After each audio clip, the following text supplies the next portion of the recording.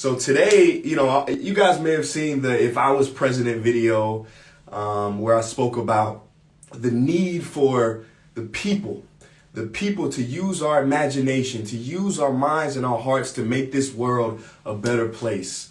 Well, I partnered on that project with an amazing organization called the Elevate Prize.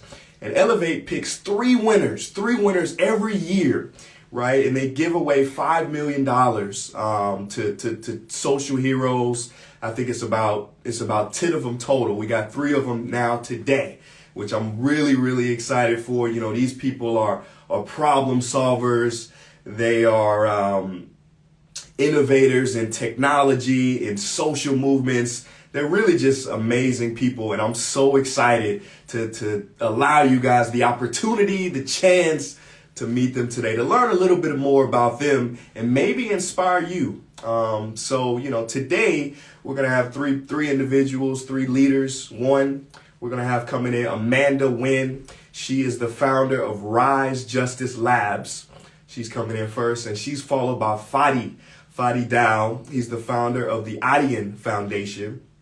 And we got Trisha Prabhu, founder of Rethink Words, and she, I think, recently got named Forbes 30 under 30. So it's going to be an amazing day. Let me see if I can invite Amanda here. Let me see if we can do this.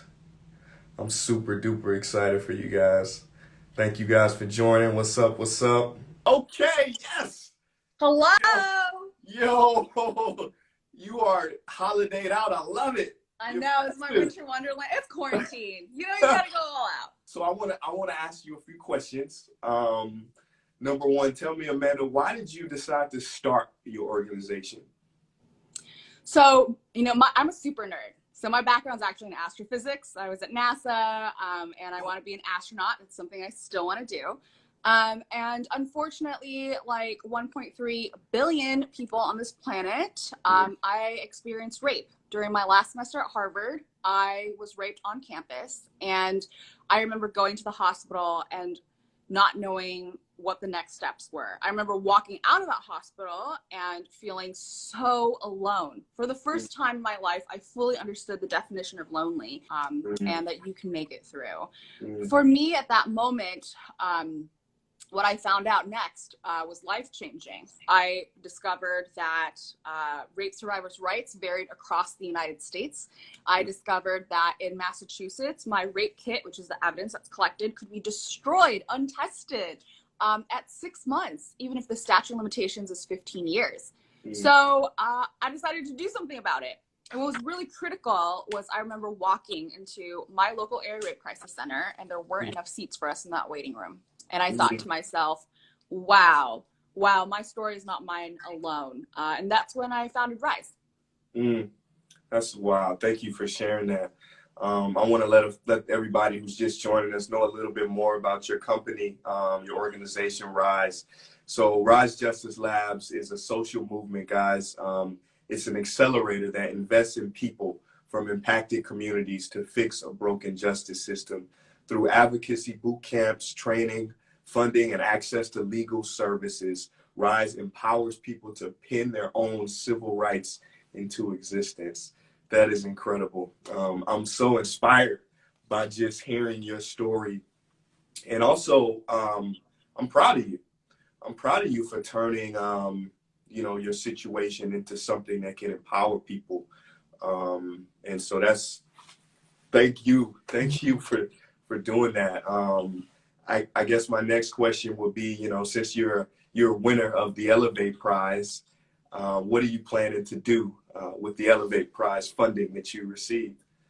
Yeah, well, I mean, it's kind of, I'm investing it in people, in communities, So as I shared with you, when I realized that my story wasn't my own, I decided I had a choice. I could accept this injustice or rewrite the law. And one of these things is a lot better than the other. So I rewrote it. We assembled a team. We did grassroots organizing. And within 7 months, we got the Sexual Assault Survivor Bill of Rights unanimously passed through the United States Congress.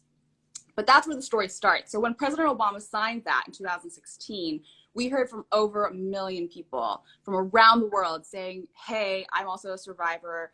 I want to pen my own rights into existence too. Or, hey, y'all don't look like the typical image of what power is.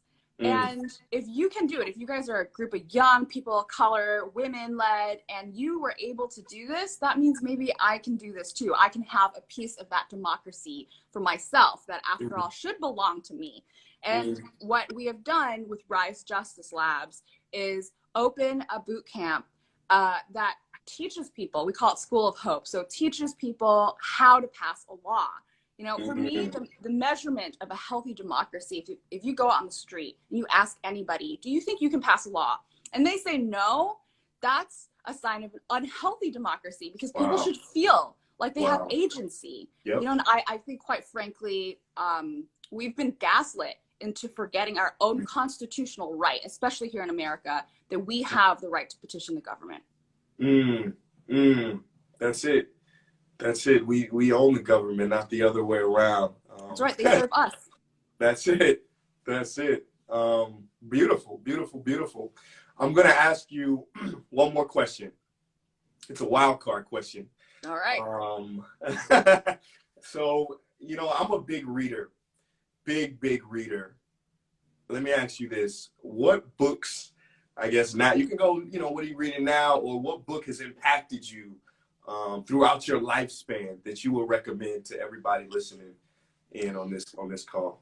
Yeah, that's a great question. Obviously, A Promised Land right now is my current read. And I think that President Obama has so much to teach everyone, but especially young activists, a path forward, one that is not shy of telling the truth of how difficult it is to create incremental change, but also asking all of us to live up to that creed of a more perfect union, right? So that's definitely a book I highly recommend. The second one that I would recommend, there's so many amazing activists out there,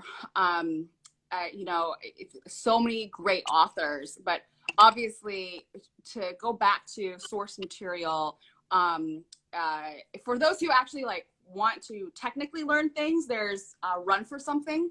Amanda Littman from that organization teaches you how to run for office. And Represent, another very great workbook about grassroots organizing. So different accounts, right? One is a memoir, the other is a workbook, but all great ways to get involved in our democracy. Nice. Beautiful. Thank you. I hope you guys wrote those books down, because I'm gonna go out and get those. I'm sure. It's just in case I ever decide to run for office. Yeah. Well, you know what? I just want to also ask you, what do you think is going well in this world right now in 2020? Yes. What is going well in the world today? Wow. I think it's people like you. It's people like the ones in this feed right now that haven't given up. We haven't lost hope. That's what's going to allow us to come out of this mud and blossom. One of my favorite symbolic images is the lotus. Yeah.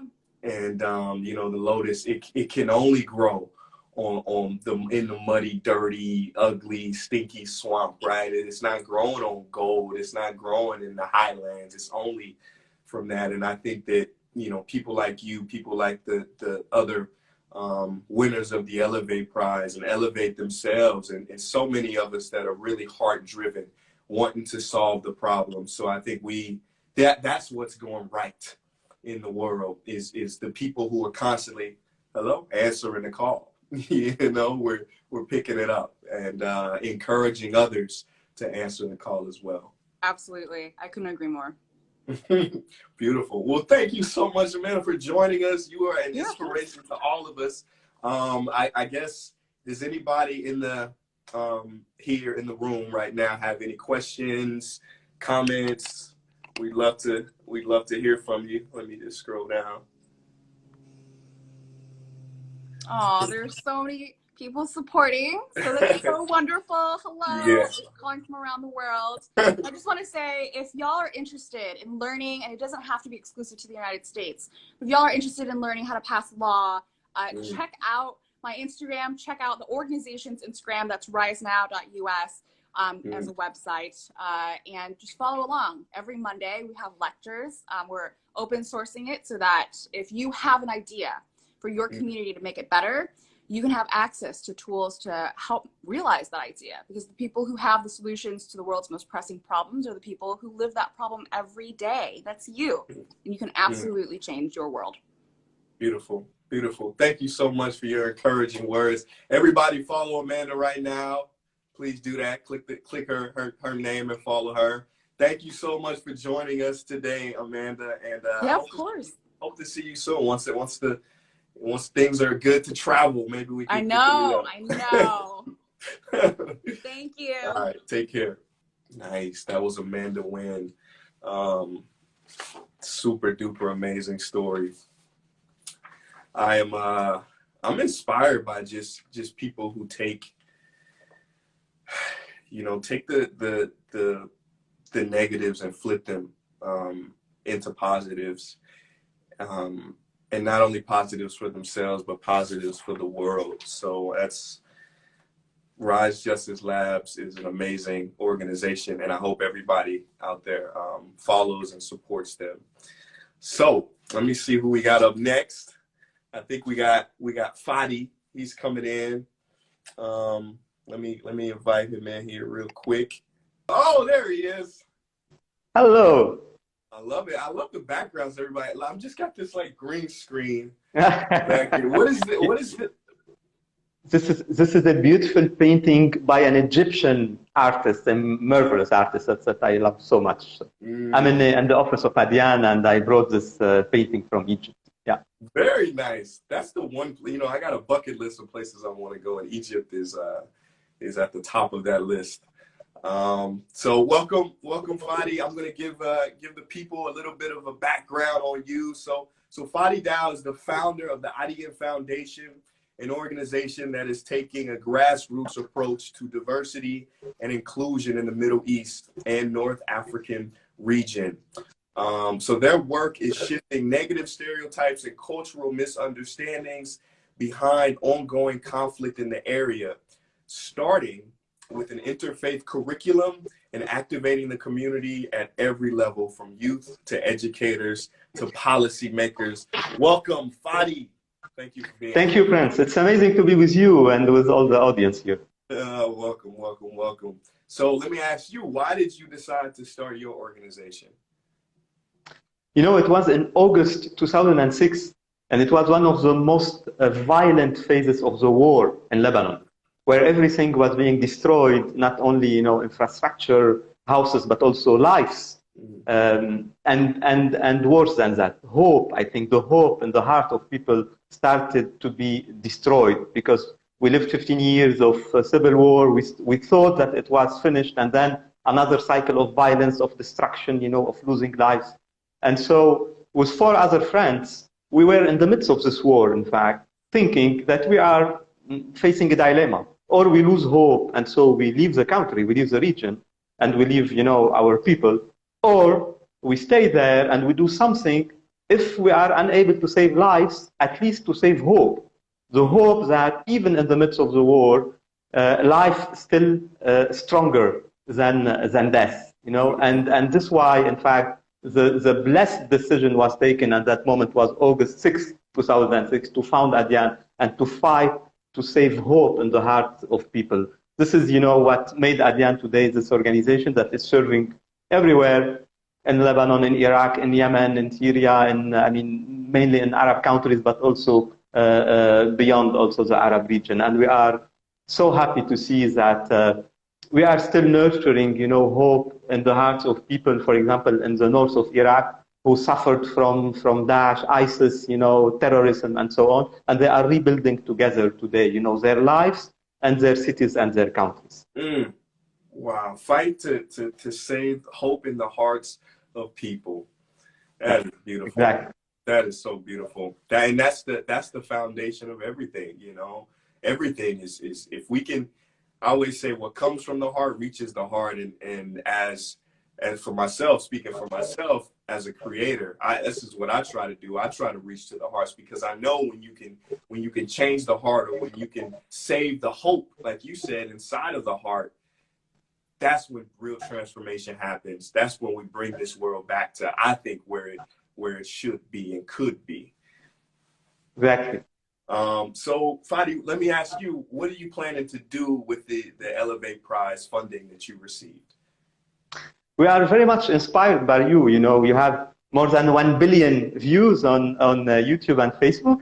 So we have 30 million. We are still very far, you know, to compete. but with Elevate Prize, and with the support of amazing people like you, we plan that in 3 years to reach 500 million, which 500 million is the total Arab population, you know, in the world. And we want to reach the total Arab population by our message of pluralism, accepting the other, valuing diversity, you know, valuing the fact that we can live together from different backgrounds, religious, ethnic, whatever differences we hold in us, to celebrate our differences and diversity together. So to do it, our plan, it's a crazy one, to go from 30 million to 500 million in 3 years. But I know that with Elevate Foundation and with the amazing team we have in the foundation and all our team around the region, we will make it in 3 years. And it's not, you know, it's not about the figures. It's not about to put that we have 500 million views. It's about, you know, sharing this message of hope, of diversity, of living together, and impacting the life of people, you know, to show that the Arab world is not the world who exports terrorism. The Arab world, it's the world of diversity, the world of living together. There are people who are striving every day here to live this message and to share this message with others. So hopefully in 3 years, we will look together at the results. I love it. No, I think you could do it in one, to be completely honest with you. I think, you know, you got to have the ambitious goals. And I think in 1 year, you will probably double that forecast. And I'd love to help. And I'm gonna hit you up, because I know we follow each other on Twitter. And I got some connections that I wanna make with you to help you. Thank you. Yeah. Thank you. And we will continue being inspired also by you. I'm following you on Twitter, and we'll get more inspiration also from you. Okay. Thank you, brother. So I got a wild card question, and you know, I asked Amanda the same question, because I'm such a book nerd, and I will always want to know what people are reading. What book are you reading now, and what book would you recommend everybody here to read? Yeah, in fact, I'm reading 2 books. I always have almost 2 or 3 books, you know, around me for reading. One of them is the Bible or another spiritual book that I refer to from time to another, not in a systematic way, but you know, to dig in, to always get some spiritual wisdom from. But the 2 books that I'm reading now, one of them is the book of Joseph Deitch, founder of Elevate Foundation. I mean, and trying to learn from his experience, because I got it from him as a gift, and I'm really happy for this. And the second book I'm reading is Gandhi as CEO. You know, I have this experience also of leading the organization, and I want to be also continue to be inspired by change makers who are inspired by strong wisdom and spirituality, but also transforming it into an executive power, you know. So yeah, these are the 2 books I'm reading now, and I would recommend them, both of them also. Gandhi as CEO. Yeah, yeah. I love it. I love that. Well, Steve Jobs, I mean, you know, people say what they want about Steve Jobs, but I know he was very much influenced, and he tried his best to implement some spiritual principles into Apple. I think he read, every year of his life, he read the autobiography of a yogi, Paramahansa Yogananda's book. Every year, he said this was the one book he gave everybody. So exactly. I agree, man. Integrating. You know, I think our world needs today, and then people need to understand, to believe that you know, or to leave this dichotomy between wisdom, spirituality's values, and you know, power and change and impact. In fact, our role is to bridge between, you know, the wisdom and spirituality and the impact and the change that we need in the world. That's it. That's it. Beautiful. Beautiful, beautiful. May I ask you a question? Hey, please, come on, come Please, at. because I think, I mean, myself, my organization, and all the audience here will also be happy to benefit from your experience and wisdom. So, what is the biggest advice that you would give for activating an audience to take an action? You know, it's always easier to reach an audience, but to activate an audience to take an action, what would be the tip? Yeah. I mean, this is a question that I have thought about for years. And what action should be taken? Yeah, know? also. Sure. And for me, in my limited 30 years on planet Earth, I've realized that the best action is an internal transformation. Right? Because then the actions will take place by themselves. You will no longer have to tell people what to do. You should do that. You should do. They will seek it out for themselves when they are when they are embodied, right? When their whole self-image becomes that empowered individual, the actions will be as natural as the sweet fragrance of a rose. It will just emanate from the person.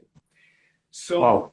for me, I think you have it. I think having heart-driven content, right, that really touches the heart and touches the soul is the first step. And also having the education, the what can you do with this now information is the best way to create leaders, because for me, I realized it's not about how many followers you have. It's about how many leaders you can create. Wow. Sure. Yeah. Thank you for this advice. My brother. And I want to ask everybody here, what's inspiring you these days? What's giving you hope and encouragement these days? As usual, it's when we being in contact with people, on the grassroots level, on the ground, and in very difficult situations.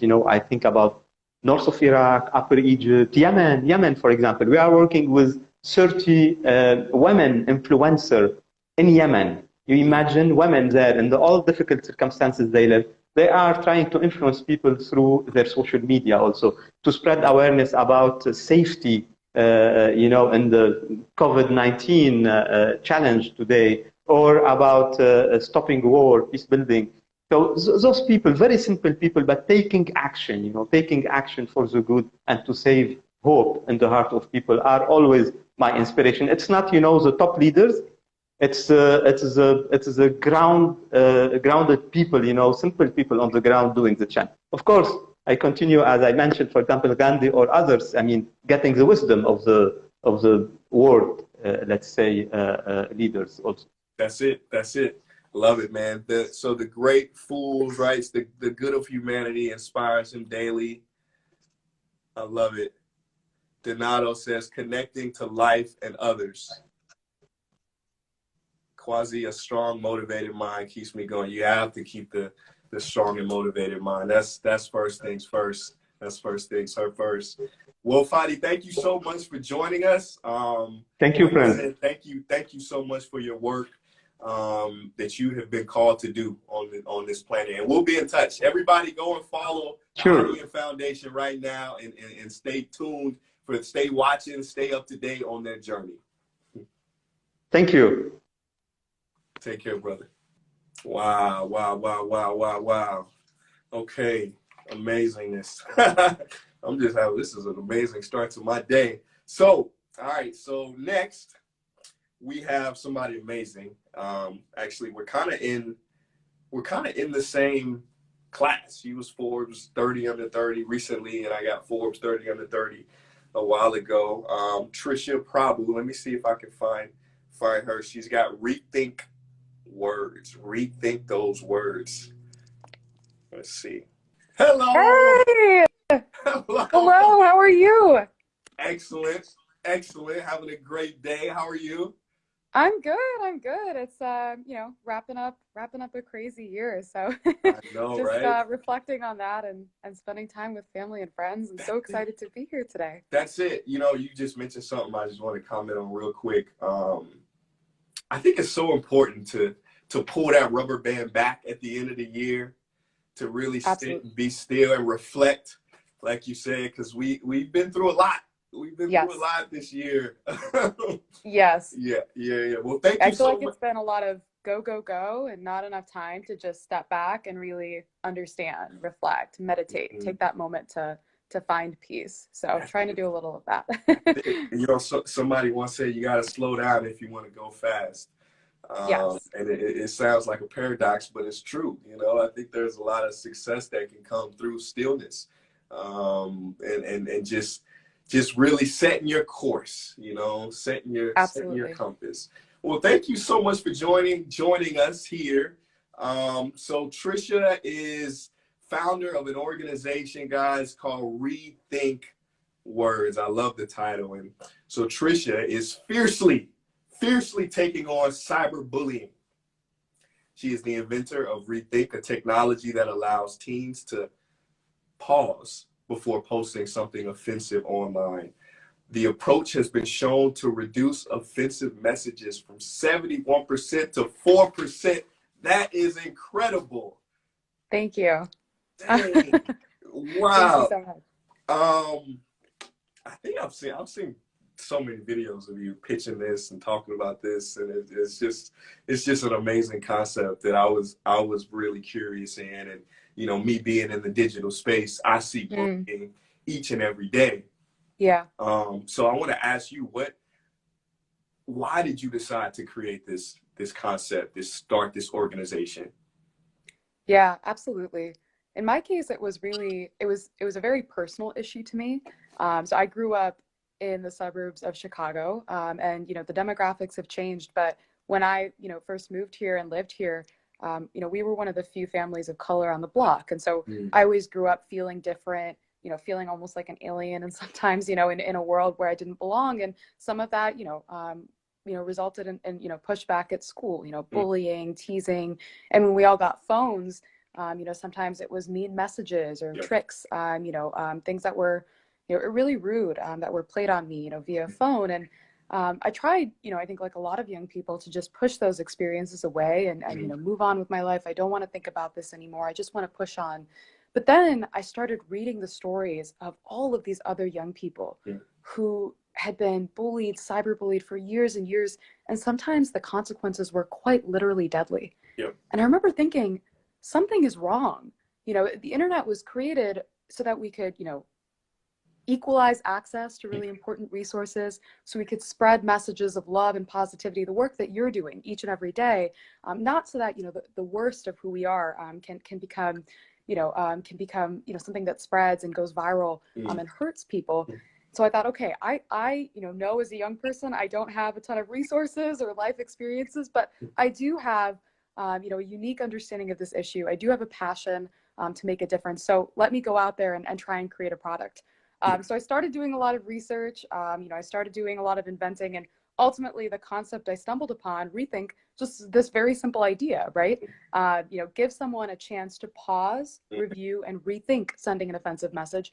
And we can tap into that inner conscience, that knowledge of what is right and wrong, because we know that people know the difference between right or wrong. It's just so easy when you're looking at a screen to forget that, to do something that is hurtful.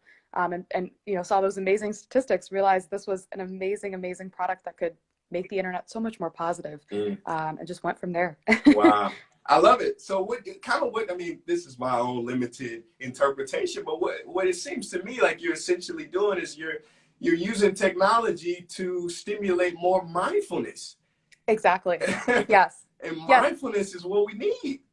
Exactly. The concept really is as simple as a little bit of consciousness can take us a long way, right? Sometimes we're just not mindful, especially in this instant gratification technology world, of just how impactful our words are. And when we're typing them out, it's a lot different than saying it to someone's face. So it's easy to not be conscious of the fact that your words matter, your words have an impact.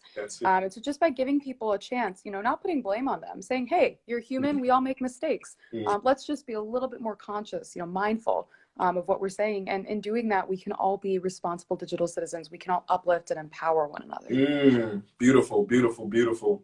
You know, they say sticks and stones can break our bones. Yes. But words can break our hearts. Yes. And if we're not careful, they can shatter our dreams. I don't know about you, but, you know, I still remember certain things that kids said to me when I was in third grade or second grade. What my mom said back then. You know, words have such power. So I'm so proud of you. I'm so proud of you for doing this. It's really a service to humanity. Oh my gosh. Thank you. So let me ask you this. What are you planning on doing with the Elevate Prize funding? Yeah, I mean, I was so thrilled when I learned that I had won. It's just such an amazing organization. I think, you know, beyond the funding, the resources, the community, the network is going to be so influential as we think about growing. But that's really what we hope to do with the funds as well, is to take this concept, which to date has reached millions of people globally with a specific focus on the US, and really scale it up and get it out to everyone everywhere, because I think that, you know, the right to be safe online is a human right, and so we need to work on, you know, making tools and resources such as Rethink available to every young person who needs it. And so, you know, cyberbullying is an issue that's emerging in a lot of countries, especially countries where, you know, uptake of phones, technology, the internet is becoming more and more popular. But maybe there aren't a lot of conversations around online hate, or bullying and mental health are stigmatized subjects. So we want to change the narrative. We want to make you know, conversations and resources like Rethink, you know, part of the dialogue and the discussion, and hopefully, you know, over the course of the years to come with this funding, you know, just change the character of our internet, make it a place where the best of us is on display, not the worst. That's it. The better angels. I love it.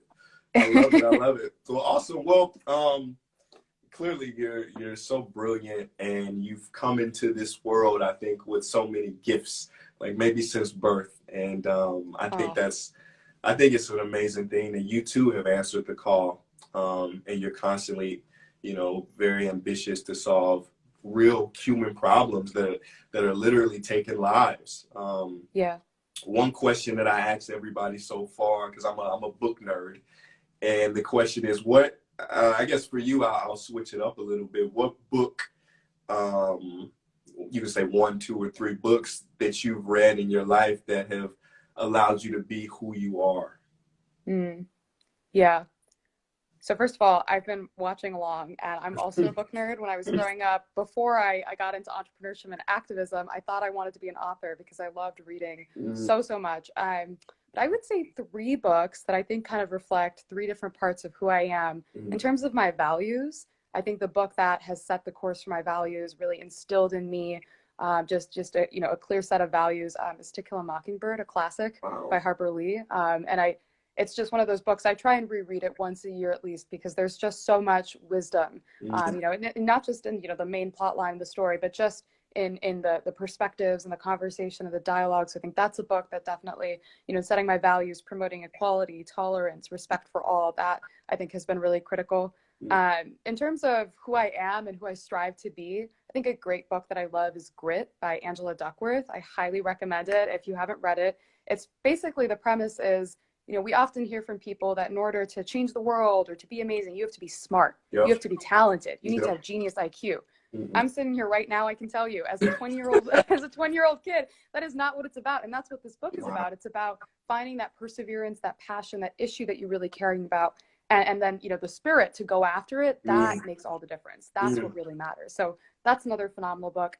And then the last book that I think has given me just a lot of perspective in life is The Diary of Anne Frank, which I think is just such a phenomenal book. And I mean, it really is one of those things where when you read, you get to hear, you know, in the words of a young woman who's so remarkable, who was so remarkable, you know, just how important it is to always have perspective, right? To always be able to take that step back, to reflect, to understand, and to, you know, be conscious that actions matter. So those are my 3 books. Love it. To Kill a Mockingbird, Grit, and The Diary of Anne Frank.